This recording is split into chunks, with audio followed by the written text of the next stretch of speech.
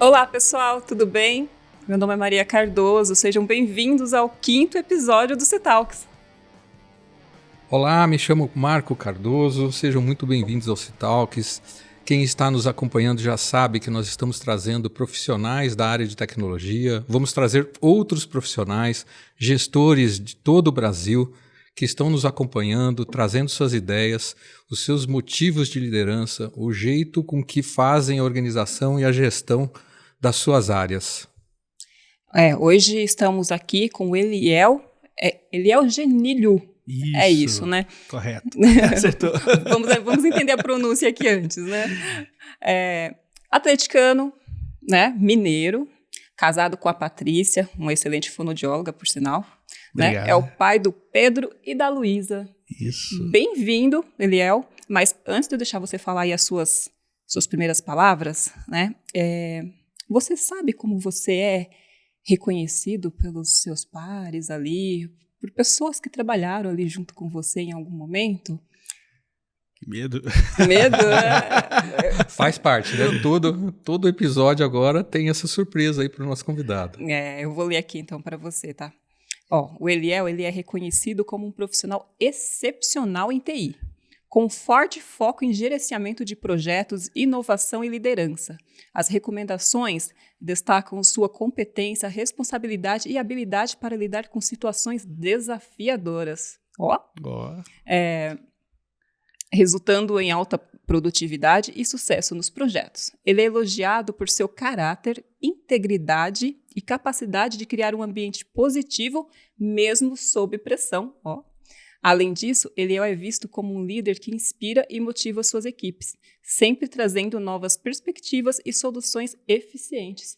Uau, que bom. Eliel, seja bem-vindo. Obrigado. A gente quer ouvir primeiro as suas palavras aí, como é que é ser convidado para o podcast, né? Conta pra gente sobre sua trajetória pessoal e profissional. Legal, muito obrigado, gente. Muito obrigado, Marcos, Maria, pela oportunidade. Depois de uma descrição dessa, a gente fica até emocionado, né?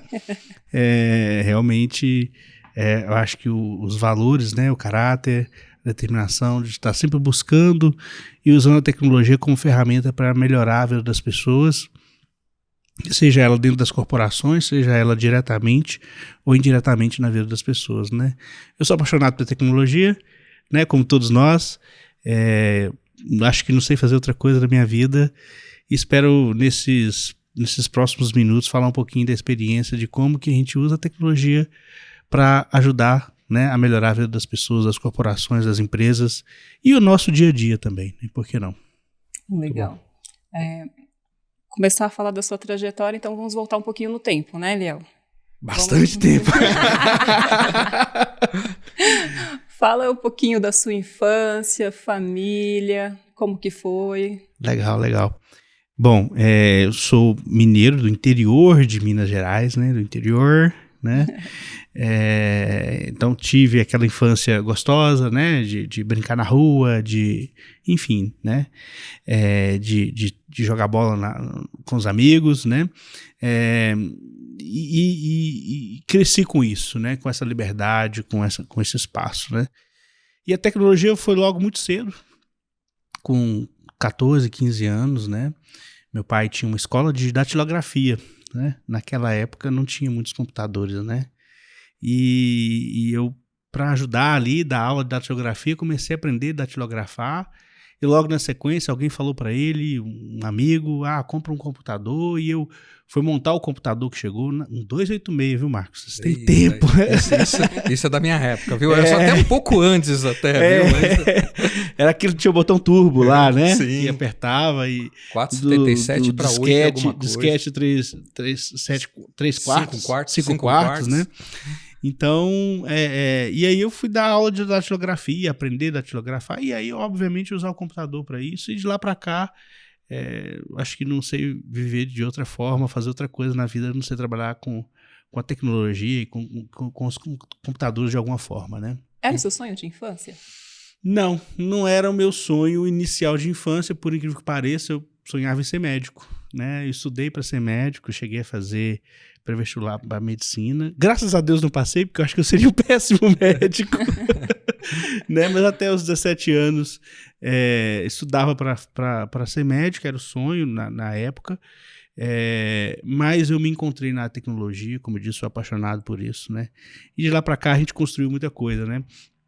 Logo com 15 para 16 anos, eu comecei a dar aula de informática na cidade do interior, então dava aula para o prefeito, para o delegado, para o gerente do banco, né? Com 17 anos eu criei a minha primeira escola, né, de informática, o Windows 3.11. Né? Quando chegou o Windows 95 já era uma revolução, né? Então ensinar o pessoal a usar o Windows, né? O Lotus, né? Quem é mais novo não sabe, mas eu estou falando lá das planilhas antigas, dos anos 90, isso coisa, lá para 94, 95, né? E aí com 17 anos eu me emancipei para ter meu primeiro CNPJ e empreender com tecnologia. E aí montei uma primeira escola de informática, já com 3, 4 professores, né, funcionários, secretária e tal, e aquela coisa entusiasmado, né, muito jovem ainda, não sabendo fazer gestão, né, peguei um financiamento, já comprei um monte de computador, já era uns 486, já eram computadores melhores, né, e aí eu não sabia fazer fluxo de caixa, né, Marcos? Não tinha gestão. Sem fluxo de caixa. Quebrei no primeiro ano, assim, do grande projeto. Mas ficou o aprendizado, né? Dali foi o aprendizado a gente mexer. E logo depois, ajudar a montar o primeiro provedor de internet da cidade, né? Ainda link discado, aquela coisa bem ainda rudimentar. Isso já final dos anos 90, né? E aí, através do provedor de internet, você conhece o mundo, né? E aí eu conheci o mundo da programação, né? E falei assim, caramba, eu posso criar o meu próprio programa, eu posso criar, desenvolver aqui ferramentas, né? Mas ainda muito autodidata, sabe, Maria? Ainda assim, ainda com o olho lá na medicina, mas mexendo nessas coisas, né? E aí você começa a gostar disso, né? Até porque, até se você me permite, Eliel, contar uma coisa para o público. Muita gente não sabe, né? E a gente certamente tem gestores mais jovens que estão acompanhando, ou gente que está aí ainda começando na carreira. No Brasil, na década de 90, existia um negócio chamado reserva de mercado. Uhum. Né? Então, não se podia comprar computadores de fora, não poderia importar, os computadores teriam que ser feitos no Brasil. E isso elevava os custos e os preços a coisas muito proibitivas. Né? Era muito restritivo, né? Assim, era pouquíssimas pessoas e famílias que conseguiam ter um computador. Né? Então, além disso, né, e o Bill Gates escreveu um livro dizendo, nessa época, que todo mundo teria um computador em suas casas. Isso, eu li o livro, agora eu não lembro o nome, depois procuro e a gente coloca nas legendas. Mas, assim, foi bem disruptivo para mim, inclusive, como carreira, Eliel. Porque quando eu olhei aquilo, eu falei assim, esse é um negócio que eu estou entrando e eu acho que vale a pena continuar. Uhum. Né? E você começou como empreendedor ainda, né? Que não é fácil ser empreendedor no Brasil, a gente já sabe. E é também um outro recado, gente. Você quer ser empreendedor? Existe um conceito chamado que é caixa. As empresas não quebram por falta de faturamento, elas quebram por falta de caixa, tá bom? É melhor aprender com amor do que pela dor, né? Exatamente, né? E o PC vem disso, né? É o compacto, né? Até então você tinha os grandes computadores que eram, né, os processadores e tinha os terminais burros, né? Então eu já peguei essa era que já os PCs estavam começando a entrar, né, a chegar. Então foi eu lembro de eu configurando, instalando o Windows 3.11 para o meu pai poder dar aula de digitação no computador. Com vários disquetes? Com vários, 12 disquetes, né? Sei lá, 10, 12 disquetes. E se você errasse a ordem, tinha que começar tudo de novo. E assim, numa dessas, um lá quebrou e aí não tinha quem consertar. Tô falando do interior de Minas Gerais, gente. Tô falando da capital. E tô falando isso lá nos anos 90, né?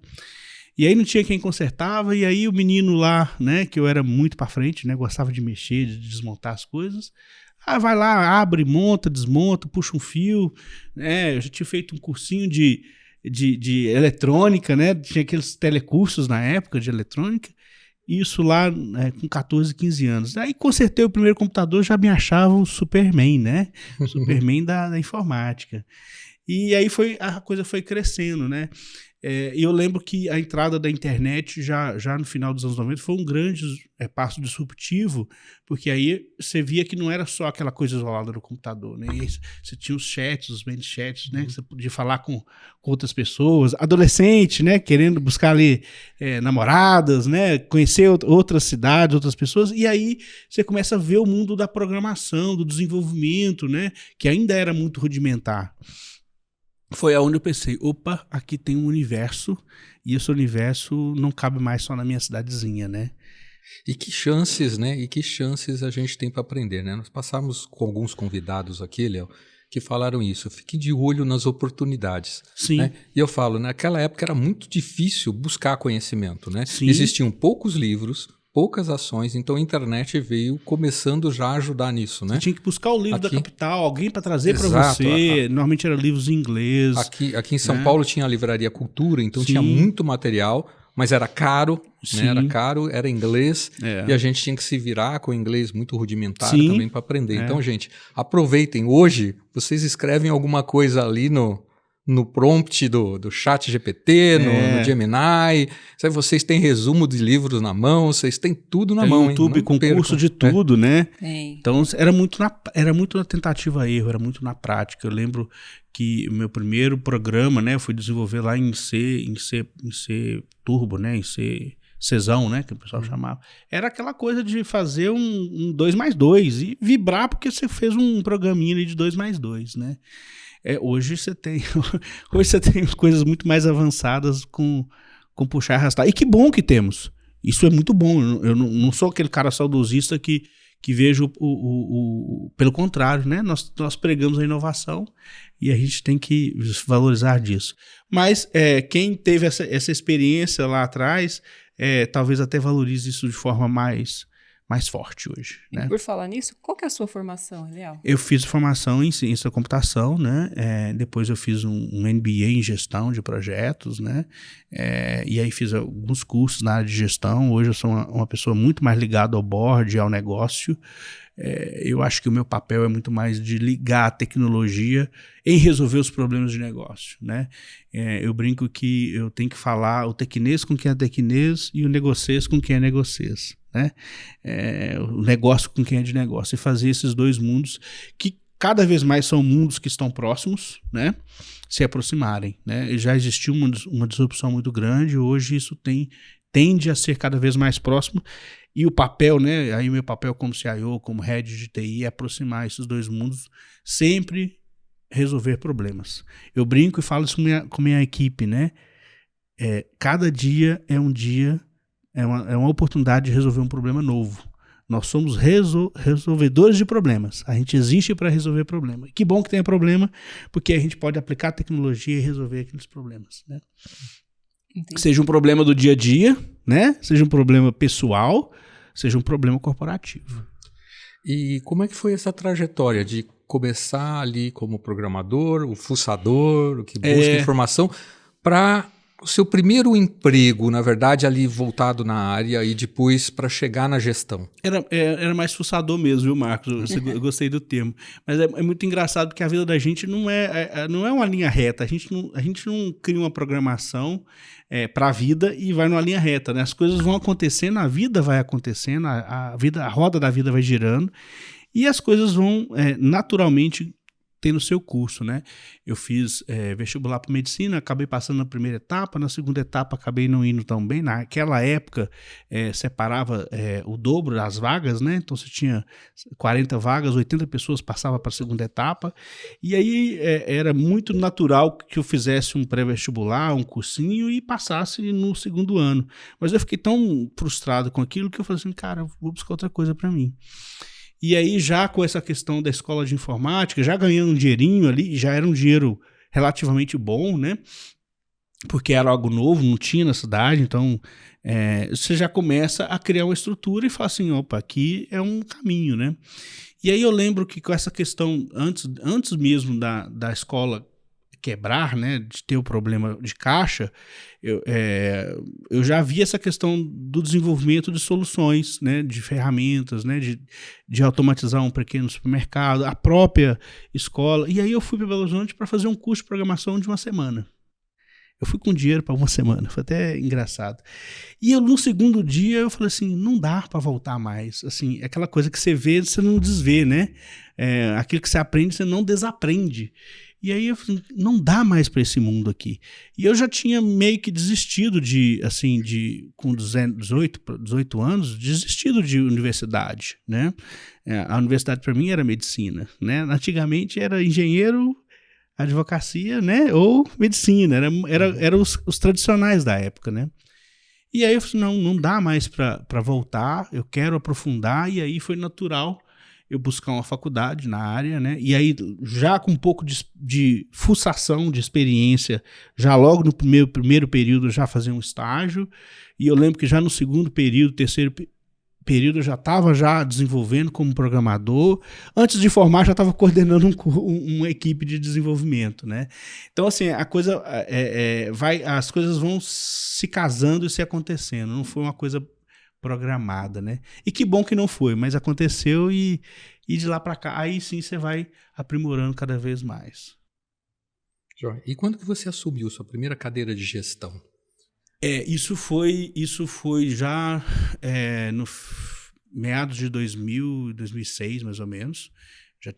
Fui gestor muito novo, com 26 anos, né? Eu sou de 80. Até foi muito engraçado, porque eu já estava na fase, já tinha terminado a faculdade, mas estava naquela fase ainda de buscar uma pós-graduação, né, alguma coisa. E eu já era um programador já sênior, já tinha uma certa experiência, e acabava que eu era a pessoa que, quando precisava conversar com o gerente, com o diretor, eu era o elegido pelos outros para poder representar. Olha, aqui temos um problema que temos que resolver com tal solução. Eu era meio que o interlocutor da turma técnica. E eu achava, assim, muito interessante, como eu já tinha tido uma experiência de ter um negócio e de ter uma escola, de dar aula, então eu tinha um pouco mais de facilidade de conversar. Eu não era um cara muito comunicativo, pelo contrário. Minha esposa, que trabalha na área de voz, ela sempre brinca que quando ela me conheceu, eu era um cara fechado, mas dentre os fechados era o menos fechado, né? Dentro dos nerdzinhos, eu acho que eu era o menos nerdzinho, né? Então foi natural, e eu acabava sendo o representante dessa turma, e aí lá teve a ideia, por que ele não é o coordenador do time de desenvolvimento? Na época a gente estava começando aquela fase de desenvolver em Pio, desenvolver para a web, né?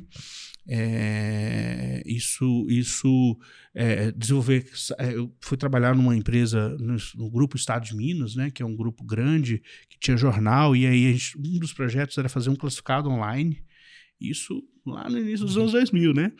Então, e aí eu acabei sendo o coordenador desse time de desenvolvimento, ainda de uma forma informal, e depois virando uma forma formal. Então foi o primeiro cargo de gestão. Mas foi um cargo de gestão que eu era de uma área específica, né, Marcos? Então, assim, era ainda muito aquele mundo restrito. E a gente sabe que tecnologia é um universo muito maior, né? Com várias galáxias, com vários planetas, né? Com várias vertentes, né? A experiência, eu acho que maior, foi quando eu saí e assumi uma cadeira de gestor, de head de TI de uma construtora, que aí eu acho que foi o grande salto para pegar todas as áreas de TI, né? Infraestrutura, segurança e tudo mais. Perfeito. Você lembra, Eliel, assim, quais foram, lá, pensando no começo de carreira, tá? Uhum. Você lembra de algum desafio lá no começo que te marcou? Que assim, né? Vou levar isso para sempre. Sim, lembro de alguns, assim, eu sempre gostei muito de desafio. Então, até o fato de mudar muito de cidade, de sair do interior, ir para a capital, acho que era o sangue de gostar do desafio, né? E eu lembro que quando era ainda programador lá no início, né, ainda na faculdade, eu já me mantia com o dinheiro de programação, já pagava minha faculdade, já se mantia já com esse dinheiro. Eu lembro que às vezes eu tinha alguns problemas de código mesmo, de codificação, né? Que você ficava lá quebrando cabeça para sair, para poder conseguir o resultado, para poder debugar aquele código, né? E aí muitas dessas vezes eu parava, pensava, saía, ia para um lugar, eu nem fumava, mas eu ia para o fumódromo lá, ver o pessoal fumar e normalmente voltava com alguma solução, com alguma ideia, né? Então, assim, eu acho que sempre dá um passo atrás, sabe, Maria, de pensar de novo, pensar no problema como uma solução. Parece um pouco de clichê, né? Mas eu sempre gostei de enxergar os problemas como uma oportunidade de solucionar algo. Né? Importante. Importante. E de liderança, você lembra de algum líder ali que lhe inspirou para chegar na área, que te inspirou como gestão, que te inspirou como continuidade? Sim, no início da carreira, durante a carreira vários, né? Inclusive o meu líder atual é uma pessoa que me inspira muito, o Célio, que é o nosso presidente. Mas lá no início da carreira, sempre tem aqueles professores, né? Você ainda está na academia, você ainda tem aqueles professores, você fala assim, caramba, quando eu crescer, eu quero ser igual a esse cara, né? Então, tinha um professor que ele era realmente muito bom, assim, era um cara muito, muito técnico, que resolvia muitas coisas e que sempre trazia coisas novas pra gente na sala de aula. Nas empresas, nos primeiros assim, estágios, sempre já tinha aquele tutor, aquela pessoa que te acompanhava mais perto, né? Um colega que se destacava. Se eu citar nomes aqui, provavelmente eu vou ser injusto com algum, viu, Marcos? Mas sim, eu sempre busquei ter algumas referências, né, em alguns casos, né? E durante a carreira, o Marcos foi uma referência para mim, depois eu vou falar um pouco sobre isso. Olha só. Questão, Obrigado. Né? Inclusive, a gente se conheceu, eu conheci através de rede social há 10 anos atrás, buscando uma pessoa para ser referência no segmento de saúde, na época que eu estava numa empresa de saúde. Mas sim, sempre busquei ter algumas referências. Importante. Obrigado. Hoje... Tá podendo, né? Pode. Eu quero contar isso com mais vermelho, detalhes, viu? Hoje você ocupa a cadeira, né, de CIO na Aura Brasil. Fala um pouco mais sobre a Aura. O que é? O que ela faz? A Aura Brasil é uma empresa do Grupo Luiz Mendonça, que é um grupo baiano, de origem baiana, mas que atua no Brasil todo, né? A Aura Brasil ela é uma empresa de serviço, de plataformas aéreas. Então, assim, tudo que for para levar as pessoas para trabalhar em altura, a gente tem solução, né? Então, eu brinco que a gente atua nos mais diversos nichos de mercado, segmentos de mercado, né? Desde de siderurgia, de mineração, até a área de limpeza, áreas de logística, né? Então, são os mais diversos nichos do mercado, né? Mais recentemente também a gente está desenvolvendo uma solução para levar à altura também, não só pessoas, mas levar também peso, né? Em alturas, em grandes elevadas, né? Então, tem equipamentos aí que chegam a 40 metros, 50 metros de altura com esse objetivo, né? Nós estamos hoje em 13 filiais espalhadas pelo Brasil, né? Atendemos 22 estados, essencialmente como uma empresa de serviço, né? Então, onde uma empresa de serviço, o ser humano, né? As pessoas são muito importantes. A tecnologia acaba sendo muito importante em qualquer empresa, mas na empresa de serviço a gente tem aquele tripé muito famoso, né? Que é processo, pessoas e tecnologia, né? Então, o nosso presidente Célio fala sempre muito isso, né? Valorizar as pessoas, treinar as pessoas, né? Usar a tecnologia para melhorar os processos e fazer o fortalecimento desse tripé. E você citou que a Aura Brasil faz parte do grupo, né? O que mais o grupo tem? Só de curiosidade para o público. O grupo é um grupo bem forte, bem conhecido na Bahia, né? Além da empresa Aura Brasil, o grupo ele nasceu através de frotas de carro, né? Que era o ALM Transporte. Acabou tendo uma cisão e vendendo para um banco alemão.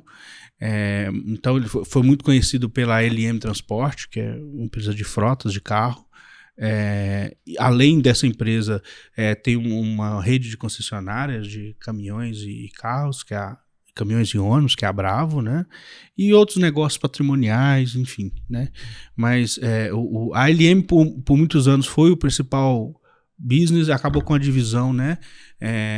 Criando-se o Grupo Luiz Mendonça, e aí a Aura Brasil é uma das empresas desse grupo. Perfeito. Eu fui, inclusive, contratado, um dos meus principais objetivos, a gente vai falar, né, pode falar sobre isso com mais detalhes, foi fazer essa cisão, né, essa separação e a criação de uma nova estrutura de TI. Eu brinco que eu fui o número 1 da TI, né, de montar time, de criar estrutura toda nova, de subir servidores, de implantar sistemas, né? Então foi e tem sido um desafio muito interessante para minha carreira. Legal, então 2 perguntas em uma aí, né? Uma, você contar um pouco dessa história, como é que chegar num processo desses de cisão e construir, vamos dizer assim, pelo que eu entendo, a partir do zero. Sim. Né? E contar um pouco da experiência que você passou por outras verticais de negócio, já comparando com o que você tem hoje, as diferenças entre essas verticais, né? Sejam positivas ou negativas, enfim, a experiência realmente vivida. Sim, isso é muito legal, porque para falar da Aura Brasil, eu acho que tem que falar realmente das experiências anteriores, né? É muito interessante porque por muitos anos, por várias empresas que eu passei, eu fiz o processo de venda da empresa. Né? Ou seja, de passagem do bastão. E agora na Aura Brasil eu fiz o processo do contrário, né? De receber o bastão, né? De fazer a cisão, né? De receber uma empresa que ficou, né? Eu tive... logo quando eu saí do jornal, lá onde eu era programador, né, e fui coordenador, eu tive um primeiro desafio como gestor gerente, né, geral de TI, que foi numa construtora. E foi uma construtora que cresceu muito, depois acabou sendo vendida para uma multinacional espanhola chamada PDG. E foi uma época que a gente implantou SAP em tempo recorde. Eu lembro, Marcos, que no final dos anos 2000, nós já tínhamos VoIP instalado em todas as filiais, em todos os canteiros de obras do Brasil. Então, hoje é uma coisa muito natural, mas naquela época não era, né? Então, infraestrutura, a gente tinha obra em Belém do Pará e em Rio Grande do Sul. Todos esses canteiros de obra já interligados de alguma forma, via VoIP, via telefonia digital e tudo mais, né? Implantando sistemas, implantando infraestrutura. Então, foi um local onde eu cresci muito, né? Talvez tenha sido o primeiro grande aprendizado como CIO de verdade, né? Depois tive uma passagem por uma indústria farmacêutica, foi aonde eu busquei a referência do Marcos. O Marcos já era uma referência na indústria farmacêutica, e eu lembro que eu estava apavorado. Eu preciso contar isso, Maria. Eu estava apavorado com um projeto que eu tinha que implantar lá de Anvisa, de validação de sistemas computadorizados, né? 2010, 2012, por aí. E aí, pesquisando na internet, quem já fez isso no Brasil, como que é isso e tal, cheguei até o Marcos, não o conhecia, através de um amigo comum, consegui o telefone dele, liguei para ele com maior atenção, nunca tinha ouvido falar de um menino lá, né, de Minas Gerais, conversamos algumas horas por telefone, trocamos e-mails, e dali para frente o Marcos se tornou uma referência, né? Então eu sou muito grato ao Marcos, porque você talvez não saiba, mas você tirou um peso das minhas costas daquele projeto lá 15 anos atrás. Obrigado, de qualquer forma, obrigado, né? Eu sei o quanto era difícil. Né? Ele falava assim, vai por aqui, vai isso, faz aquilo. Era quase que um mentor gratuito, não paguei pela mentoria.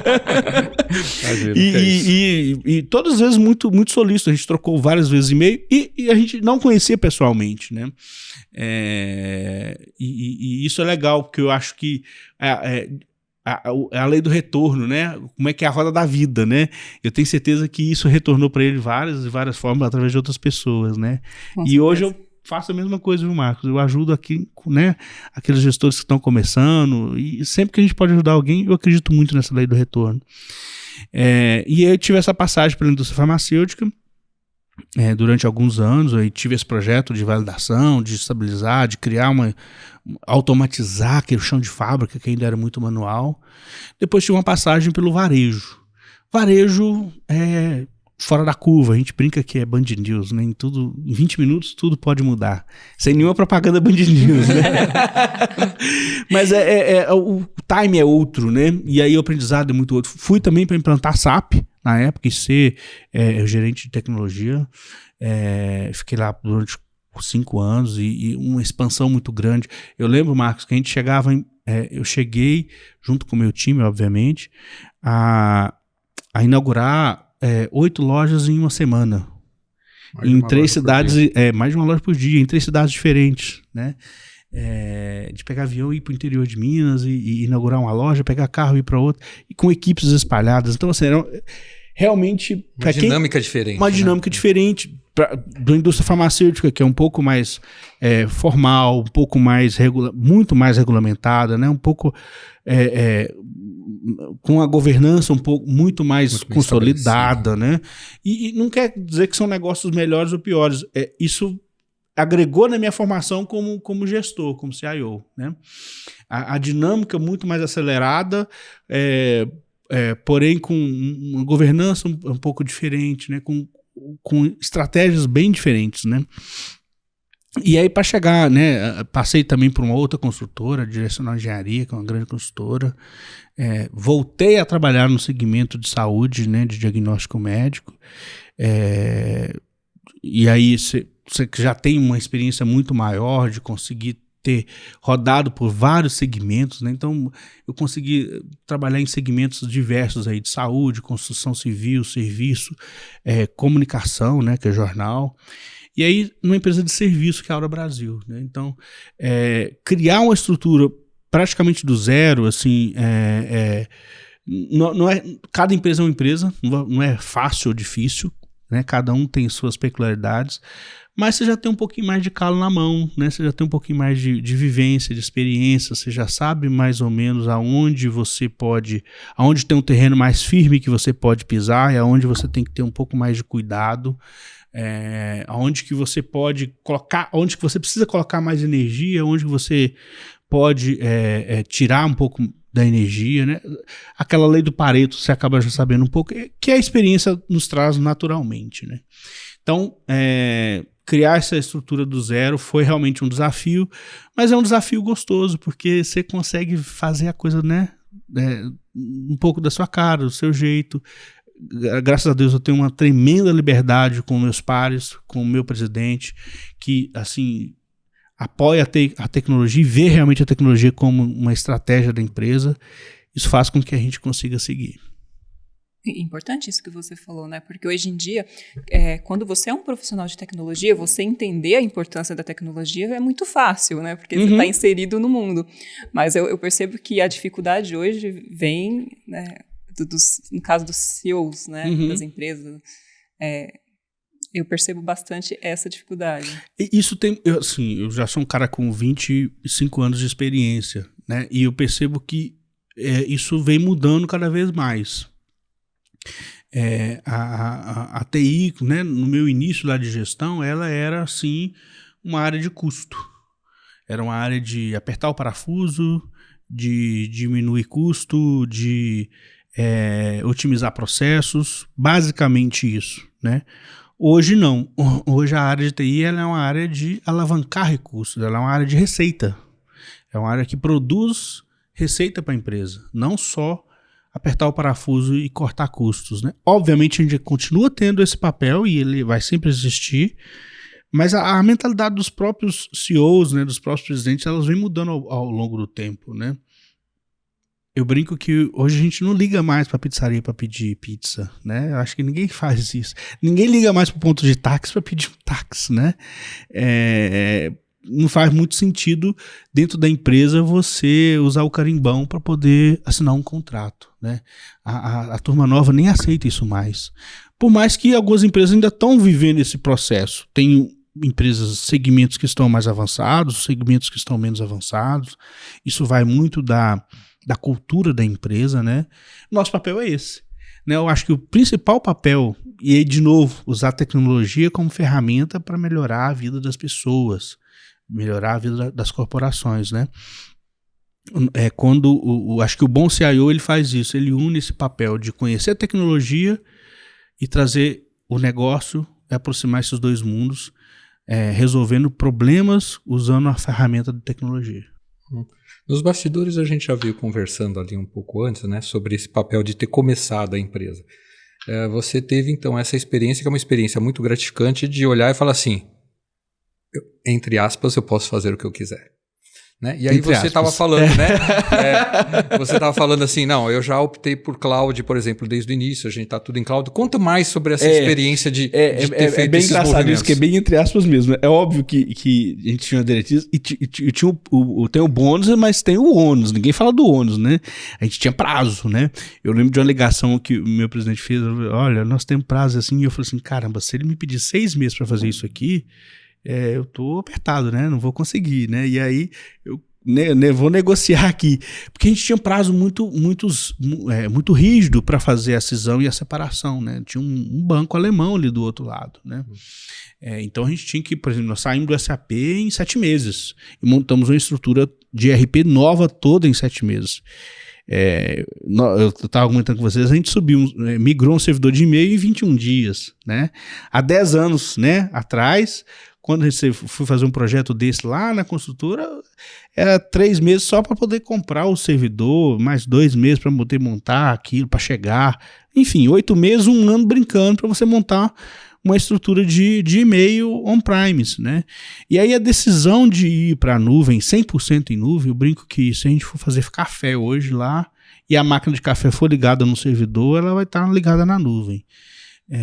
A decisão de 100% em nuvem foi uma decisão natural, mas muito patrocinada também pelo nosso presidente, de falar assim, olha, queremos realmente ser uma empresa que vai crescer rapidamente, que vai ter elasticidade, e assim, a gente que é de tecnologia, a gente acredita muito na tecnologia, mas nós também temos os nossos medos, né? Ninguém aqui é maluco, né? E aí você fala assim, já vai criar uma empresa 100%, uma empresa que fatura rodando em 11 estados diferentes, com 13 filiais, você vai colocar 100% na nuvem. Nós estamos lá no meio do Pará, lá no Paraupebas, lá no interior do Pará. Depois você conta como funciona a comunicação para lá, porque eu tive problema em Manaus muitas vezes quando eu estava na Varig Logística. Então, aí você tem que ter link via satélite, você tem, hoje tem Starlink aí que ajuda a gente. Posso falar o nome aqui, né? Não é patrocinado, pode, não. Continua não tá bloqueado, não. Tá funcionando, tá funcionando. Brincadeiras à parte. Então, assim, você tem que ter essas contingências, né? Você tem que ter... Aí você tem outras preocupações que você não tinha há 10 anos atrás. Né? Onde você tinha normalmente 80%, 90% dos seus usuários todos num local físico. Eu brinco que a Aura Brasil é uma empresa que está distribuída no Brasil todo, né?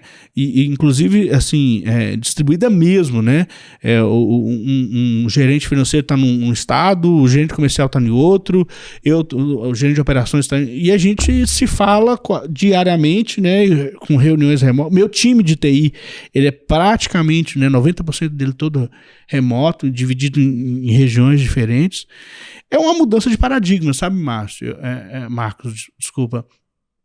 É uma mudança de paradigma mesmo, de entender que a sua gestão vai ter que ser diferente, que as suas ferramentas serão diferentes, né? Aí a gente entra muito o uso de colaboração, de ferramentas de colaboração, de comunicação, né? E ter um pouco de ousadia, né? De falar assim, olha, dá para fazer, vamos fazer. Obviamente, a gente... que é de TI gosta muito de testar as coisas, né, de pilotar, né, de fazer os nossos testes, os nossos rollouts, ninguém vai fazer nada direto, mas testou, pilotou, funcionou, vamos agora escalar, né, testou, funcionou, deu certo, agora vamos produzir, e sem medo de fazer algo novo, algo diferente, né, a nuvem, a cloud não é algo novo, é algo que já existe há muito tempo, né? O que eu acho que talvez seja diferente, especificamente na Aura Brasil, é você ter uma estratégia de estar 100% de uma empresa que não é uma empresa de tecnologia, que não é uma empresa tradicional, né? E fazer isso sem parar o negócio, sem prejudicar o negócio. E dentre os projetos que você fez aí, né, já participou junto com a sua equipe, vocês foram finalistas do prêmio da TOTUS, né? TOTUS Brasil. Como é que foi essa experiência? Conta aí pra gente. Magnífica. Magnífica em vários aspectos, assim, pelo prêmio em si, obviamente, mas muito mais pelo aprendizado. A gente não faz projeto para ganhar prêmio, né? A gente faz projeto para dar resultado. Né? O prêmio é uma consequência, né? o cerne do projeto. Acho que esse projeto é um projeto interessante porque casa com essa questão, né, da integração, né? Quando eu fui contratado, Marcos, para poder fazer a implantação do RP e criar uma nova estrutura de TI. Eu brinco até com o meu presidente que eu conheci em Salvador, né? E a gente foi jantar e ele falou assim, olha, tem um projeto aí que o pessoal está tocando, já tem 1 ano, 2 anos, tal, que é um tal de rental aí, né? Que é um sistema de locação que vai entrar no ar na semana que vem. E aí me deu aquele sentido, aquele frio na barriga, né? Aquela coisa, eu falei, caramba, semana que vem, assim, não, já tá pronto, tá tudo ok, já tá legal. E aquele sexto sentido que a garfada quase não engoli, né? Falei assim, cara, tem alguma coisa estranha aí. E aí, aquele bom gestor vai atrás, né? Fui conversar com os vários, fui conversar com o gerente de projeto, eu vi que a coisa tá bem diferente do que pintava o cronograma, né? Fui conversar com os usuários chaves e fui entender, né, que era aquele projeto. E era um projeto que era integrado com SAP, enfim, com uma complexidade técnica muito grande. E daí a estratégia da gente centralizar tudo numa nuvem, num parceiro só, né? Enfim, e aí eu voltei e falei assim, olha, presidente, não é bem isso não. Nós temos aqui um problema, temos que resolver, mas não é bem da forma que pintaram para você, né? E era a forma que estavam sendo reportado para ele, né? E aí resolvemos isso, tiramos aquela complexidade técnica de integração, né? De API para um lado, API para o outro, centralizamos tudo na solução. Daí veio a implementação do RP também, né? A gente optou na época por ir por tudo para o universo da TOTVS, né? E simplificar, saindo do universo da SAP. E aí, obviamente, aquele projeto caminhou muito bem e fizemos uma filial. Inclusive, a primeira filial foi aqui em São Paulo, depois nós fomos fazendo todas as filiais até chegar nas filiais maiores, né, mais críticas. E em menos de 1 ano a gente fez a implantação do projeto e o projeto foi um grande case na TOTVS por isso. A área de rental, né, de locação, é uma coisa muito nova no Brasil. A gente ainda não tem essa cultura muito. Agora a gente está aí locando carro, locando máquina, no nosso caso, né? Mas isso em outros segmentos é muito. Em outros lugares, países, isso é muito mais comum, né? Você aluga roupa, aluga bebedouro, aluga ferro de passar, você aluga um monte de coisa, né? Isso está mudando no Brasil e está criando um novo segmento, que é o segmento de rental. E até as soluções não estavam tão preparadas para isso, né? Você sabe que você comentando isso me fez lembrar, né? Eu fiz um curso na MIT, justamente de design de produtos e serviços, e com gente do mundo inteiro, né? Tudo online, o curso. E o que a gente montou como plataforma, né? Ali, pelo menos de discussão teórica, foi justamente uma plataforma de rental lá para a Europa, onde você alugava esqui, alugava um monte de coisas assim, de apetrechos, né? Eu quero alugar o cortador de grama do vizinho. Você aluga roupa para neve, né? Roupa. Aqui a gente ainda tem a cultura de ir lá e comprar, né? De possuir, né? Então foi bem legal. E aí é importante, né? Tem um amigo também que tem uma solução de locação. Vou até fazer um jabá para você, hein? Faz um jabá aqui. Que é a Eloca, que faz um trabalho desse, né? Também para empresas que precisam usar um RP ali, fornecendo solução ali de locações, né? E é muito legal, sabe, Marco? Porque semana que vem nós vamos estar em Salvador fazendo uma gravação do case desse projeto. Que legal. E é o projeto que é o core do negócio, que é a locação. Nós somos uma empresa de serviço, de locação de máquina, né? Normalmente, quando você tem uma ferramenta que é o core do negócio, essa ferramenta o nome já diz, né? Ela é muito importante, né? E em geral você tem, né, o RP como sendo muito importante, ele não deixa de ser, cuida do dia a dia, né? E o legal é que o Renton trouxe todas as outras ferramentas, né? De Big Data, de IA, de RPA. Então, assim, foi um chamariz para a gente poder ir para todo esse universo e aí centralizar tudo isso e levar tudo isso para a nuvem e otimizar tudo isso, preparar isso para escalar, né? Nós estamos num momento de preparada para escala, né? A gente brinca que a gente está criando corpo para poder dar o grande salto, né? Só esse ano nós estamos abrindo aí 3 filiais, aí, talvez uma 4ª filial ainda. Então, a tecnologia, eu falo muito lá que nós não somos suporte ao negócio, nós somos parceiro no negócio. A gente faz negócio junto, né? A gente prepara para fazer o negócio. Dando um exemplo, né? Isso é uma coisa muito legal. A gente tem a operação nossa é a manutenção das máquinas que a gente aluga, né? Então, grande parte dos nossos funcionários são mecânicos lá, são especialistas naquelas máquinas, né? E eu brinco, Maria, que o mecânico tá lá, ele suja a mão de graxa, limpa a mão e vai lá e fecha a OS dele no celular. Todos eles têm celular. É tudo digital, né? O Célio gosta muito de brincar que a gente é uma empresa paperless, e é mesmo, né? O cara do comercial, a proposta dele tá lá no app do celular, ele já manda assinar e tudo mais. Isso nós estamos falando de uma coisa que de um ano para cá, né, que a gente começou esse projeto do Inova Aura Brasil. Você tem uma característica, né, de um profissional bastante disruptivo, né? Tem até ousadia. Gostei, né, desse elogio, mas sim, verdade. Né? E isso porque, falando nos bastidores, por exemplo, hoje você usa aí, por exemplo, o Google, né, como ferramenta. Então, com base nisso, deixa eu te perguntar, como que você escolhe hoje as soluções? Boa pergunta, assim. Eu brinco que eu não tenho tecnologia de estimação. Então, certo, assim, eu não tenho marca de estimação. A gente até brinca, né? Que às vezes você tem as marcas famosas, né? Que tá lá no quadrante, lá, né? Que é o Big One, lá. E aí para tudo né? Não existe uma receita de bolo, sabe, Maria? Porque, assim, não é uma... Esse é o grande segredo de ser um CIO, né? Fazendo a analogia do médico, né? Para cada doença você tem a medicação. E às vezes a diferença é a dosagem do sucesso ou da morte daquele projeto. Então, na tecnologia, eu não tenho...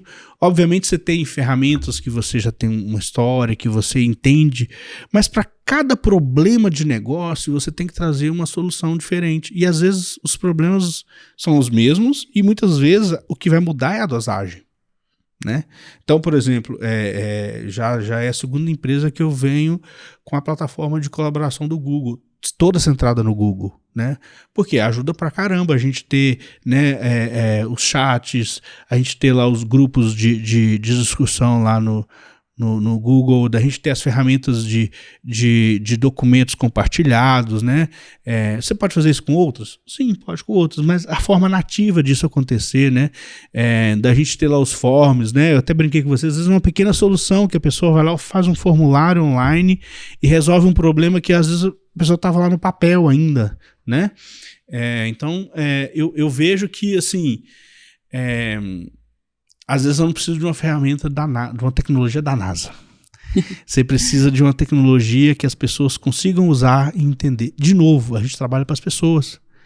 Não adianta você trazer uma coisa que seja de grande vanguarda, mas que as pessoas não consigam captar e usar aquilo.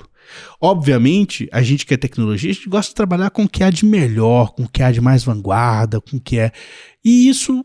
é bom, mas nem sempre é isso que vai fazer a diferença, né? Eu brinco que às vezes a gente já teve situações, né? Na Aura Brasil mesmo, quando eu cheguei, a gente ia fazer uma viagem, você tinha que mandar um e-mail, solicitar uma passagem, tinha lá uma secretária, né? Hoje um simples app, a gente implantou um simples app que a própria pessoa faz a solicitação, lá passa por uma aprovação, um Fluig, alguma coisa que vai fazer aquele processo de aprovação interno, que vai encurtar o processo, que vai liberar tempo das pessoas, liberar as pessoas para pensarem, para analisarem e não simplesmente só executarem. O Célio, né, o meu presidente, gosta muito de usar o termo quebrar pedra, né? A pessoa está lá quebrando pedra, fazendo um relatório, sendo que você poderia usar uma ferramenta do Google, compartilhar aquilo e 10 pessoas ou várias pessoas poderiam contribuir com aquela informação e você agilizar aquele processo. Muito bom. Tudo isso funciona muito bem porque tem processos aí muito bem definidos. Sim, né, Eliel? Sempre. Fala um pouquinho da importância, né, de ter esses processos muito bem definidos dentro da TI. os processos sempre muito bem definidos e sempre revisitados. Porque a gente brinca que na TI, em 6 meses, muda tudo, né? Em pouco tempo, tudo pode mudar. Então, você tá sempre revisitando esses processos e os aprimorando, né? É o PDCA, né? De fazer a roda girar, de melhorar aqueles processos. Então, ter sempre esse olhar de que o processo ele sempre pode ser melhor. E sabe uma forma de melhorar isso, Maria, que eu acho que é muito importante? E eu falo isso muito com o meu time, né? Quando você falou de disrupção, de ser um cara disruptivo, eu tento pregar isso sempre para as pessoas não terem medo de errar. Porque quando a pessoa erra, o ser humano, normalmente, né? A gente é assim, né? Eu tenho um filhinho pequeno de 5 anos, uma menininha, e normalmente quando a pessoa erra, a criança quando é pequena, ela cai, ela erra, ela chora, ela aprende que não pode pôr o dedo na tomada e não faz mais. A gente com bagagem da vida, a gente vai omitindo, né? Eu às vezes até nos enganando daquele erro, né? Então quando você dá uma liberdade para a pessoa falar, eu errei aqui, a própria pessoa já traz uma solução de melhoria para aquele processo. Olha, esse processo aqui tá tendo esse erro, eu cometi esse erro aqui, né? Ou ela já pensa, olha, porque ninguém gosta de errar, mas se a gente fizer assim, a gente vai poder fazer melhor. Quando você pune, né, e obviamente esse ambiente punitivo, ele vai estar sempre na contramão do ambiente inovador. Não conheço um lugar que seja inovador punitivo. É inviável, porque a mente humana vai fazer o quê? Vai te proteger. Eu nunca vou me arriscar a fazer algo diferente, porque se eu errar, eu tô fora. Se eu errar, eu perco meu emprego. Se eu errar, eu vou ser chamado a atenção. Né? Então, obviamente, né, você tem que empoderar as pessoas para que elas tenham a capacidade de inovar, de buscar fazer diferente, e se errarem, corrigir o problema junto. Não tem nenhum problema. Eu brinco, erramos, o que a gente pode fazer para corrigir rápido e aprender com esse erro? Legal. E vocês hoje têm softwares desenvolvidos internamente, coisas assim, ou estão mais com pacotes de mercado? Tem soluções específicas ali para vocês? A gente tem soluções específicas hoje. Nós estamos numa fase de estruturação, né? Então, há menos de 2 anos passamos por essa cisão, né? Há 1 ano atrás nós não tínhamos RP, a gente está implantando RP, mas a gente já está trabalhando com inteligência artificial para detectação de imagem, nós já temos ferramentas para telemetria. Eu brinco, Marcos, que a gente tem uma máquina lá no meio do Pará, que a gente aperta o botão aqui, desliga ela e bloqueia ela. Né? Inclusive é um projeto ultra inovador nosso, que é um projeto de telemetria. Há uma máquina que está lá no parque eólico, lá no Rio Grande do Norte, e está aquecendo o motor e precisa fazer alguma preventiva lá para não fundir o motor, né? Então, isso a gente está caminhando bastante nesse sentido.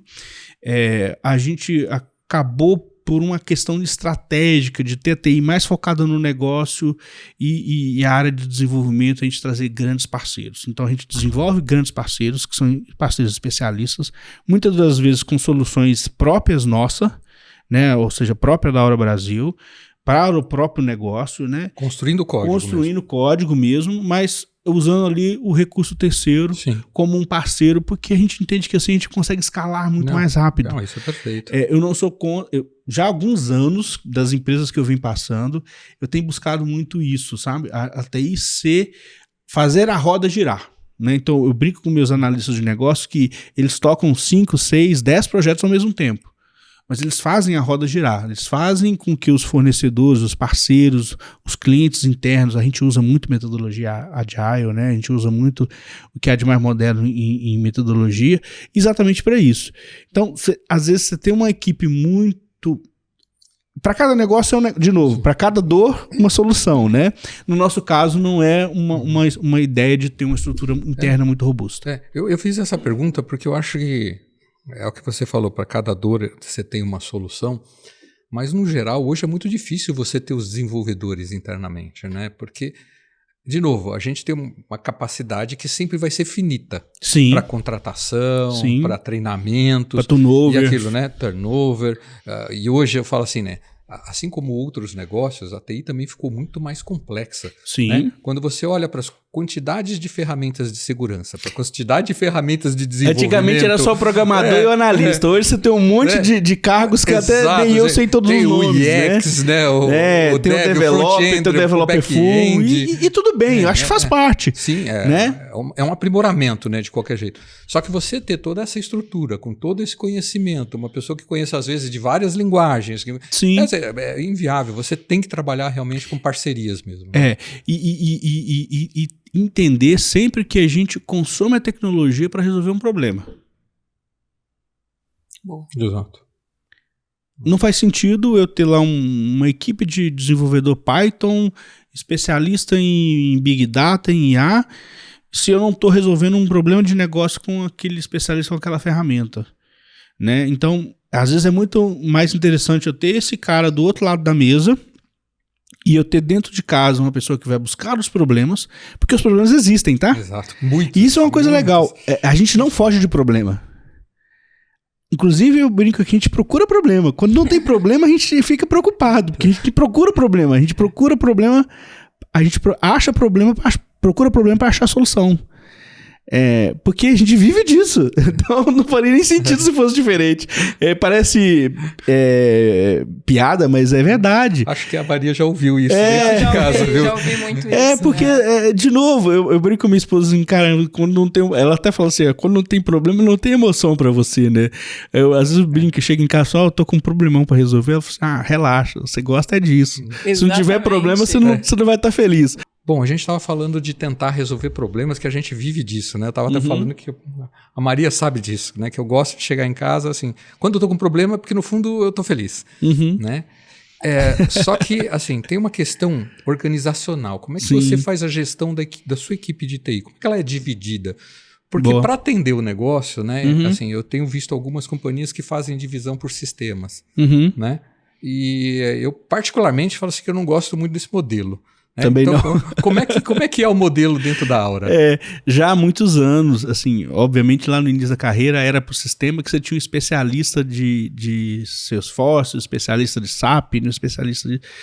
Já algumas empresas que eu venho trabalhando, a cadeira do que a gente chama de analista de negócio, ou do partners business, né?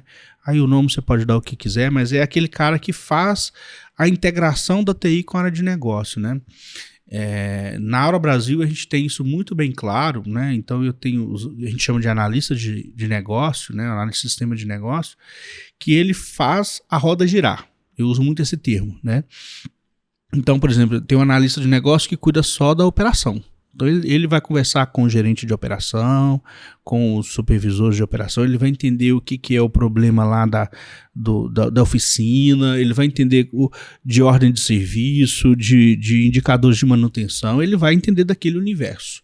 Eu tenho uma outra pessoa que cuida lá da parte de comercial, de inteligência de negócio, que vai entender daquele universo e vai cuidar daqueles chamados, e não só do dia a dia, dos projetos, né? E esse cara, ele acaba conhecendo do processo de negócio, por isso o nome de analista de negócio, né? E ele, de novo, ele vai procurar os problemas e trazer as soluções, né? E fazer a interface. Eu costumo brincar que esses caras, eles têm 2 rituais. A gente tem vários rituais, né? Mas tem 2 rituais que eles precisam fazer semanalmente, né? Um ritual que é uma reunião com a área de negócio semanal, né, que seja uma reunião de 15 minutos, né, para acontecer, para entender e fazer ali os follow-ups, usar ali os trelos ali para poder acompanhar as atividades dos projetos, né, e uma que a gente chama de imersão ou de visita, que é a pessoa fazer mesmo a imersão. Por exemplo, o cara do comercial, o meu analista de negócio, ele vai, Maria, fazer uma visita junto com o comercial que está lá vendendo a locação da plataforma. Ele vai lá para escutar, e inclusive eu faço isso, né? Até gostaria de fazer mais, mas eu gosto muito de fazer isso, então eu tenho que me cuidar para não fazer só isso, né? Quando você falou, inclusive, eu ia me autoconvidar para ir ver as plataformas lá nas pás eólicas do Rio Grande do Norte. Tá convidado. Subir 40 metros, topa? Vamos lá, com segurança, vamos. Então, assim, quando você vai e faz uma visita, às vezes você tá com o ouvido ali, né, com a audição bem... Você vai para ouvir e detectar problemas. E surgem coisas maravilhosas, né? Então, por exemplo, a nossa analista de negócio que cuida do back-office, que cuida da parte contábil, ela tá ali, ela fala de igual para igual com a contadora, ela vai entender o universo da contadora, o universo da área financeira. Por que isso é importante? Porque isso cria uma aproximação. Há muitos anos, né, Marcos, não pode ser aquele negócio de abrir chamado e esperar a resposta, né? A gente é proativo, né? A gente está na frente do problema, a gente está junto com o problema. E, de novo, ser parceiro é pegar na mão. Se no primeiro problema você virar e falar assim, vai sozinho que eu tô te vendo, você não tá pegando na mão, você não é parceiro. É igual casamento. No primeiro problema... A palavra parceiro significa trabalhar em pares, né? Exatamente. Então, a gente cria esse partner business, né? Esse parceiro do negócio dentro da área de TI. Óbvio que na Aura Brasil nós ainda estamos estruturando isso ainda está num processo de crescer, mas nós já temos esses rituais muito bem definidos. E é magnífico, porque a gente vê claramente aonde isso está mais maduro, e aí eu não vou mentir, tem áreas que isso está mais maduro, tem áreas que a própria área de negócio ainda não entendeu ainda, e ainda está é cultural, né? Se moldando, né? Mas aonde a gente vê que está maduro, você vê rapidamente as entregas acontecendo, né? Os quick wins, né? Que são aquelas entregas rápidas. Muitas das vezes são coisas que são feitas em 2, 3 semanas que já trazem grande retorno. Eu brinco muito que entre os grandes projetos você tem que ter pelo menos um quick win. Que a gente vive de arroz e feijão. Né? Se você não comer arroz e feijão todo dia, se você não fizer entregas todos os dias, né, ou periódicas, você vai começar a... Não adianta você fazer um projeto para entregar daqui 6 meses, 1 ano, e super inovador, sendo que aquela entrega sua do dia a dia tá ficando para trás, o seu arroz com feijão. Eu falo que inovação não é só disrupção, né? Não. É aquilo que você falou, se eu pego uma empresa hoje que ainda não faz uma compra, como você falou, de uma passagem aérea sem papel, tem bastante espaço para fazer alguma coisa diferente, alto, né? Dá para capinar muito. Dá fazer bastante coisa. Em Minas a gente fala que o mato tá alto, né? Não, a gente usa o mesmo termo aqui. Falando em inovação, né? A Aura, ela tem um programa, né? Que é a Aura Inova. Consegue falar aí pra gente um pouquinho? A Inova Aura Brasil é um programa que ainda a gente criou muito nessa construção, né, do novo RP, dessa mudança, que foi mudança de paradigma, de sair de um RP SAP para uma outra solução, né? É um projeto que tende a crescer muito mais agora com soluções de Big Data, de IA, de RPA. E no futuro a gente pensa em trazer também, abrir uma inovação aberta, né? Para empresas de startups, de soluções. A gente já tem algumas coisas de soluções com empresas específicas de telemetria. A gente está desenvolvendo alguns projetos muito interessantes, que eu não posso dar muito spoiler, mas de inteligência artificial em cima de imagens, né? Detecção de problemas nas máquinas, né? A gente tira imagem e foto de todas as máquinas quando sai e quando entra. Então, imagina o trabalhão que a gente tem. A gente tem um negócio chamado avaria, que é detectar se aquela máquina voltou da mesma forma com que ela saiu. Então tem um espaço enorme aí de trabalho, né? A gente está com um projeto super legal, isso eu posso falar, com a AWS para trabalhar em inteligência artificial em cima dessas imagens, detectar problemas, né? Antes mesmo da máquina sair, porque isso para a gente é um custo. Às vezes uma máquina vai andar 500 quilômetros para chegar lá e o cara descer com a máquina e detectar que está com um problema, com um pneu cortado, né? E isso às vezes é no olhômetro, né? E o olhômetro pode falhar, né? Então tem uma série de espaço aí, né? Como se diz, né? Ainda tem um mato ainda que não está tão alto, mas que ainda pode ser muito capinado para trazer melhorias. E eu entendo que sempre vai existir oportunidades. Você falou de inteligência artificial, era uma das perguntas aqui, inteligência artificial, machine learning, etc. Eu ia complementar com uma coisa que bastante gente tem rodado por aí, que é RPA. Vocês estão com alguma ação nesse sentido? Já tem um programa para isso? A gente tem alguns pilotos em cima disso. A gente não, como a gente implantou RP ainda muito recentemente, nós ainda estamos naquela fase de maturação, né? Mas já identificamos oportunidades, e são várias, né? Tem já alguns pilotos em andamento, né? Eu confesso que é uma área que eu gosto muito, porque isso otimiza o tempo das pessoas, né? Tem muito quick win, muitos, né? Aquela quebrar pedra, né?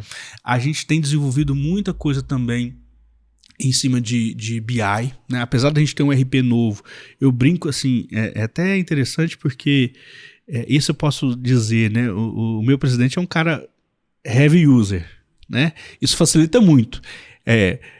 Para quem não tem medo de conversar, sim, né? Porque se eu falar besteira, ele vai no meu pescoço.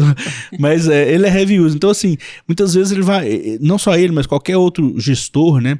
Vai fazer uma reunião para saber quantas máquinas estão paradas no pátio. Não, ele já vai com o relatório do BI. Essa máquina está parada aqui há 180 dias, por quê? Né? Em outras empresas, em outros momentos, vamos levantar quantas são, quais são, para depois discutir o porquê. Você já ganhou um tempão aí, né? Sim. Você já ganhou, e tempo nos negócios é dinheiro, literalmente, né? Então, muitas vezes ele chega para reunião e quando não tem o relatório pronto, ele vai lá e cria. Inclusive, a gente tem um processo. Você perguntou de RPA, eu tô acabando falando um pouco de BI, porque isso está integrado junto, lá na frente a gente vê essas duas coisas bem próximas. Sim. A gente está com um programa interno que a gente está formando, né, os construtores, né, desse grande BI, desse grande Big Data que a gente vai criando.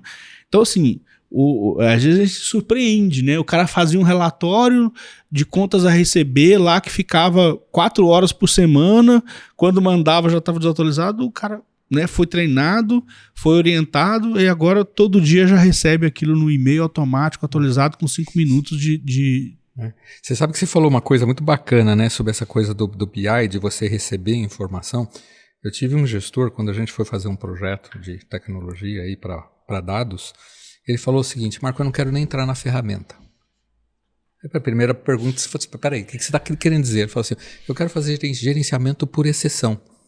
Eu quero que você encontre algo que, na verdade, dispare informação para mim de alguma maneira, seja por e-mail, seja por WhatsApp, seja o que seja, e já me fale, detecte o que eu necessariamente preciso olhar com atenção. Então, um exemplo assim, eu quero saber se meu market share numa determinada cidade subiu ou decresceu. Eu quero saber, como eu estava falando ainda de farma aí, tá? Eu quero saber o seguinte: se meu estoque em determinado cliente estiver abaixo de tanto ou acima de tanto, eu quero que já me avise.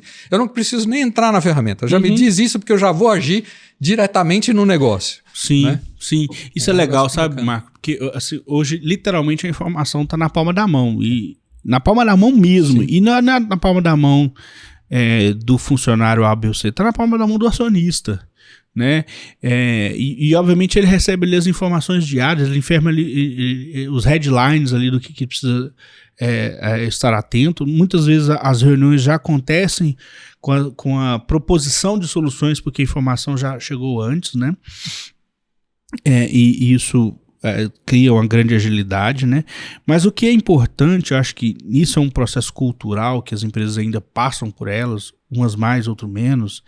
E na hora a gente tem isso muito claro, que a informação, ela não é pessoal, ela não é personalizada, ela não é do João, da Maria, do José. A informação é da instituição. Não tem esse silo, né? A gente brinca muito que, obviamente, você tem compliance, você tem governança, né? Você tem níveis hierárquicos, não estou falando nada disso, ok? Mas quebrar esses silos de informação, que muitas vezes eu vejo as empresas construindo ótimas ferramentas de BI, ótimas ferramentas preditivas de Big Data, mas fechada num silo. E aquela informação ela não trafega dentro da operação, né? E a gente sabe, né? Comercial é uma coisa, marketing é outra, e fazer esses dois mundos aqui é um atrito. Operação é uma coisa, comercial é outra coisa, e esses mundos aqui são atritos. E muitas vezes esses atritos são porque as informações não circulam. Então, a gente, desde o início, a gente criou esse conceito. A informação ela é da empresa. Eu acesso a informação que que eu preciso acessar. Se eu tenho necessidade de acessar aquela informação, eu simplesmente acesso aquela informação. O que eu vou fazer com aquela informação, aí eu compartilho e tomo a decisão com quem são os decisores importantes daquele processo. Muito bom. Perfeito. Falando agora um pouquinho de futuro, Eliel, falando em tecnologias futuras, né, na sua percepção, quais tecnologias emergentes para os próximos anos? dentro das corporações, assim, essa pergunta, na nossa vida, eu acho que ela está embutida em várias coisas, né, assim, mas falando especificamente da corporação, né, no ambiente corporativo, que cada vez mais não está muito distante do nosso mundo pessoal, vamos dizer assim, né, eu acho que, eu tenho certeza, eu acredito que tem coisas que não tem mais volta, né? Não existe mais volta em inteligência artificial, né? Não existe mais volta em mobilidade autônoma, né? Carro autônomo, máquinas, equipamentos, caminhões, né? Não vai ser raro a gente... talvez os nossos filhos não vão nem ter carteira de motorista, né? Então, eu não gosto muito eu não gosto muito de futurologia na área de tecnologia, muito em questão de banalizar a tecnologia, né? Mas todo mundo aqui assistiu lá os desenhos dos Simpsons, né? Sim. Hoje eu tenho um Google Assistente na minha casa que o meu filho pede a música falando ok Google. Isso para ele é a coisa mais natural. A minha filha vai dormir todo dia, o Google fala para ela agora é hora de dormir, liga a música. Isso é a coisa mais natural. E aí eu não tô nem falando mais do corporativo, tô falando da vida pessoal. Uhum. Então, essas coisas, elas não têm mais volta, elas vão chegar nas corporações, algumas já estão, outras ainda estão engateando, outras estão mais na frente, mas isso não tem volta. Não tem como remar contra a maré, né? E a gente nem quer remar contra a maré, né? Mas mesmo quem queira, não tem mais como viver isso. Nós temos aí 5 gerações que estão nas empresas. Então nós temos um choque geracional. Eu brinco, Maria, que o grande desafio de um CIO não é encontrar a melhor tecnologia. Isso aí qualquer um faz olhando lá o quadrante do Gartner ou indo em boas feiras e bons eventos. É mesclar isso com as pessoas e com gerações diferentes. É aquele quadro, aquele gráfico da resistência, né? Normalmente você tem 25% das pessoas que são adeptas, que são aquelas pessoas que compram o último iPhone, que vão pegar o carro mais tecnológico, que vão ter o Google Assistente, que vão acender e apagar a luz com a fala, né? com comando de voz.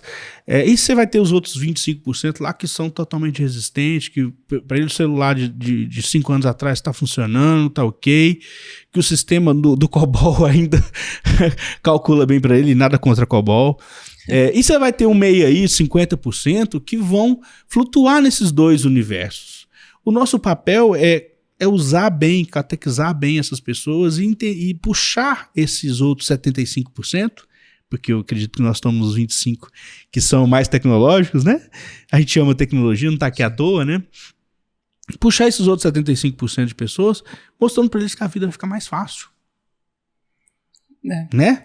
É verdade. É muito mais fácil eu colocar um horário para meus filhos dormir, em vez de eu falar com eles, vai dormir, eu colocar o Alexa ou o Google para avisar para eles, agora é hora de dormir, filho, vamos desligar a televisão, vamos desligar as luzes, vamos criar um ambiente.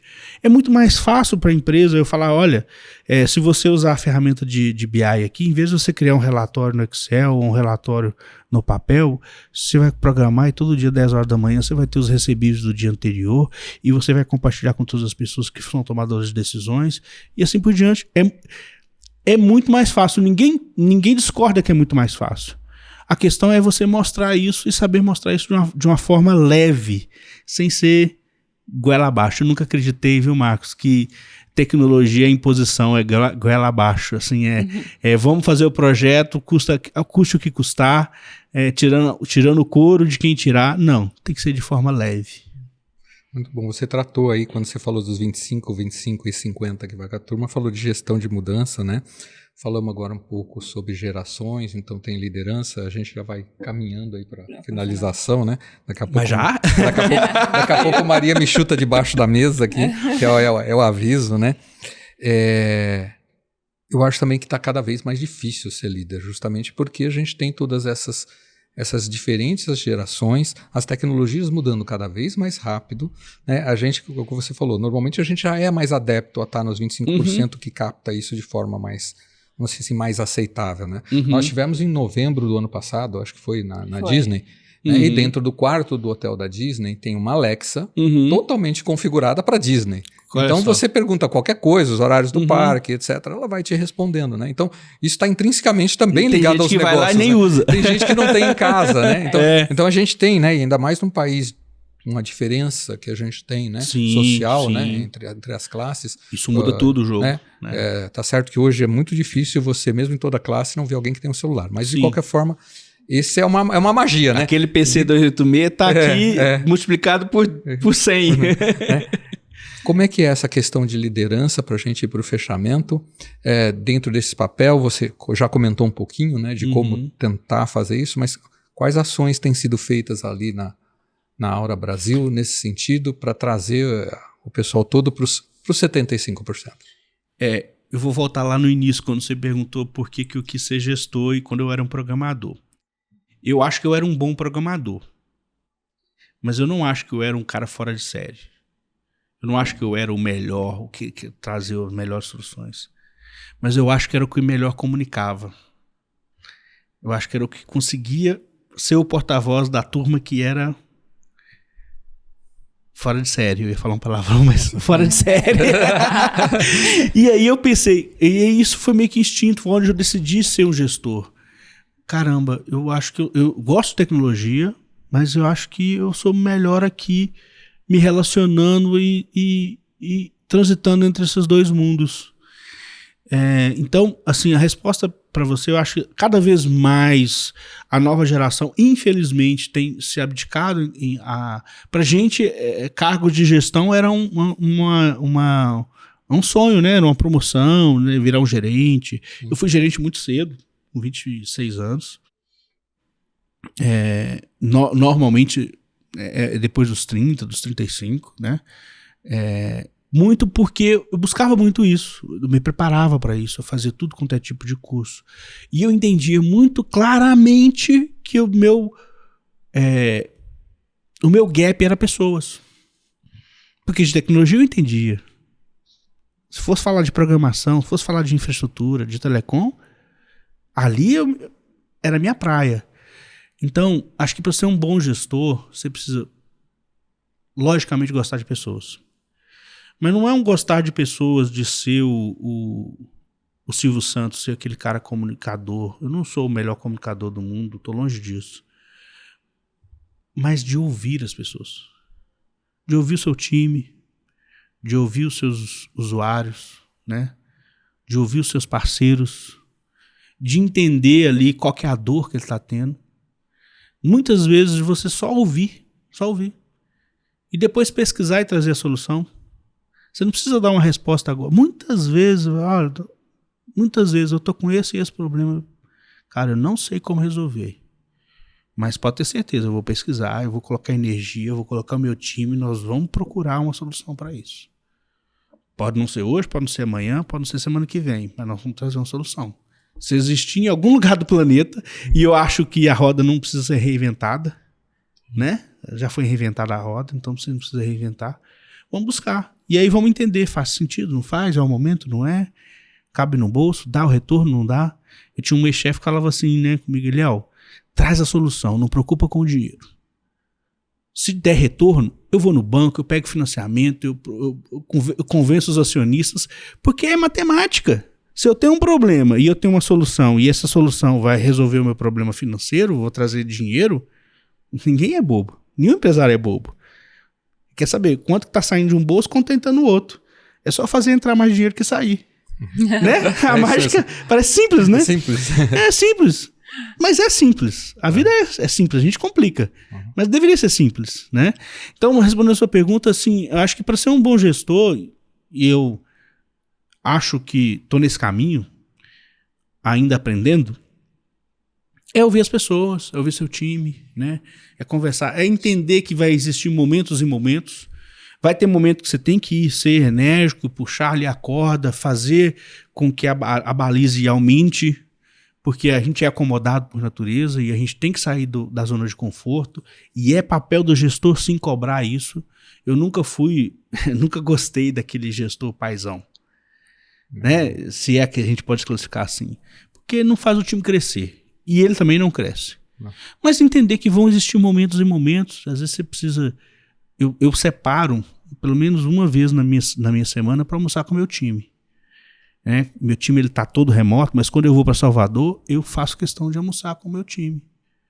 Né? Às vezes escolho uma pessoa específica que eu entendo que ali eu preciso ter uma conversa mais pessoal, para entender, às vezes é o momento, às vezes a pessoa está com um pai internado, está com uma situação de saúde, e às vezes você não precisa falar, você só precisa ouvir. Escutativa. De pessoas, seja no trabalho, seja para dar o feedback, seja na vida, tudo na vida, né? Escutativa, né? Às vezes você precisa ouvir. E daquela audição ativa, daquela escutativa, às vezes dá um direcionamento, né? Se é uma coisa profissional. Se é uma coisa pessoal, às vezes só dá um apoio, só dá um abraço, só dá, olha, beleza, tô aqui, conta comigo. Muito bom. Né? Isso faz com que você crie um ambiente, de novo, né? Só vai existir inovação num ambiente propício para isso. Não existe inovação num ambiente punidor. Não tem como, é contradicente. Tenho quase certeza que isso vai virar um recorte. A gente já vai aprendendo. Olha o corte aí. Muito bom. Léo, agora saindo um pouquinho, né, daí do profissional, mas como que você faz para se desconectar, né? Porque vocês de tecnologia, vocês são ligados no 220, né? Legal. A mente trabalha ali 24/7. Boa. Então, como que você se desconecta aí? Bom. Eu gosto de culinária, eu gosto de cozinhar, assim, né? Gosto de beber um vinho também, mas gosto de culinária, Boa, assim. Marco, conversa um pouquinho ali com ele. E assim, Maria, eu fiz uma aquisição super moderna agora na minha casa, minha mulher fica me implicando comigo, porque eu comprei uma coisa muito moderna para fazer comida, né? Eu tenho uma cobertura, tenho uma churrasqueira e eu queria fazer uma comida para fazer junto com o churrasco e não ficar naquele... Eu comprei um fogão de lenha. Olha que moderno. Então eu faço comida em fogão de lenha, moderníssimo, mas não é qualquer fogão de lenha, né? Não sai muita fumaça, depois eu vou te mostrar a foto. E aí você coloca lá um discão de arado, faz lá uma comida legal, faz me arrisco a fazer também umas moquecas de vez em quando, não é tão boa como as que eu como na Bahia, com certeza não. Mas é uma forma de aliar a família, de colocar todo mundo na mesa. O mineiro gosta disso, de colocar todo mundo, né, ao redor do fogão, da churrasqueira. Eu gosto de fazer churrasco, gosto de música, toco um instrumento, hoje menos, preciso voltar a praticar mais. Fisicamente eu preciso voltar a fazer mais exercício, mas faço minhas caminhadas. Acho que assim, o relaxar, né, vem muito de estar próximo com a família. Eu sou um cara muito família, de ficar em casa, de aproveitar os meus filhos. Eu tô com os filhos pequenos, então tô naquela fase de aproveitar eles o máximo possível, né? Eu tive um filho logo no início da pandemia, então eu pude ter essa oportunidade de não viajar tanto e ficar mais perto dele, né? Legal. Agora a Luísa mais pequenininha, sempre quando eu chego àquela festa, né? Então, meu final de semana é estar ali com eles, de sair, de ir no parquinho, de fazer aquelas coisas simples, né? Do dia a dia. Como é simples fazer uma comida no fogão a lenha. Que bom, é importante e necessário. Bom, Eliel, se deixasse a gente se estenderia aqui conversando, Você né? Vai perguntar para ele do livro? Você não vai jogar ele na saia curta? Boa. Bom, eu tenho uma pergunta que é chave sempre, né? Essa vocês não mandaram, hein? Essa não tá no script aí. Tem uma pergunta surpresa aí. A gente vai enrolando pra você ir pensando. Tem um livro que você indica hoje para os gestores, um livro, não necessariamente de gestão, mas um livro que talvez tenha feito a diferença na sua vida? Eu leio muito, isso é uma das coisas que eu gosto também. Gosto muito de ler biografia, então tem vários livros que eu poderia indicar. Eu vou falar o último que eu li agora, que fez muito sentido para mim e que eu gostei muito, que é do Rick Chester, que é Pega a Visão. De uma pessoa que saiu, né, vendendo água em Copacabana e virou hoje um palestrante de Harvard, né, e um cara que está aí na internet ajudando também na área de empreendedorismo, né? Então é um livro simples de ler, assim, com a linguagem bem bem simples, mas muito poderoso. Mas tem também o próprio livro do Dr. Luiz, que é o nosso fundador, também muito inspirador, uma pessoa que também começou vendendo fruta na feira em Salvador e, né, montou um grande império. Então, eu gosto muito de ler a história das pessoas, né? Eu gosto de pessoas... Eu acho que o contar a história, né? De entender a história, de entender o trajeto, né? Então, fica esses dois aí. Então tá certo. Bom, Eliel, agradeço a sua participação aqui com a gente. Foi muito bacana ouvir a sua história. Obrigado. E eu vou fazer um agradecimento ao Célio por ter permitido você estar aqui conosco. Obrigado, Célio. Depois abra o convite para que ele esteja aqui conosco. É legal ter um CEO aqui com a gente. E eu quero agradecer a Cadmus, né, a Soft Expert, a Elo, a Cisnet, a Vipor, né, por estarem apoiando o nosso projeto. E tem uma coisa que é o recado final, né, que é a gente apoia a Pulse Mais. Legal. Casou certinho. A Pulse Mais é uma entidade... Uma ONG, né, em que a gente presta aí mentoria para jovens da periferia. Legal. Então é um negócio bem bacana. Quem puder ajudar, né, vai aparecer o QR Code ali no final, né, para que vocês possam se juntar a gente lá e dar mentoria para esses jovens. Legal, parabéns pela iniciativa. Precisamos de mais gente, de boas pessoas na área de tecnologia. Né? É um segmento fantástico para quem é apaixonado. Então, quem está começando a carreira... Tem muito espaço, né? Tem muito espaço, é um universo, você pode se especializar em várias áreas da tecnologia, inclusive gestão, né? Aproveite isso e principal, usar a tecnologia para mudar a vida das pessoas, para melhorar a vida das pessoas. Léo, um abraço, obrigado por estar aqui com a gente. Eu que agradeço. Tem vindo lá de BH, está aqui com a gente. Obrigado mesmo. Obrigada, pessoal. Não esqueçam de comentar aí no nosso vídeo, curtir, compartilhar. E é isso. Valeu, pessoal. Até o próximo. Até o próximo.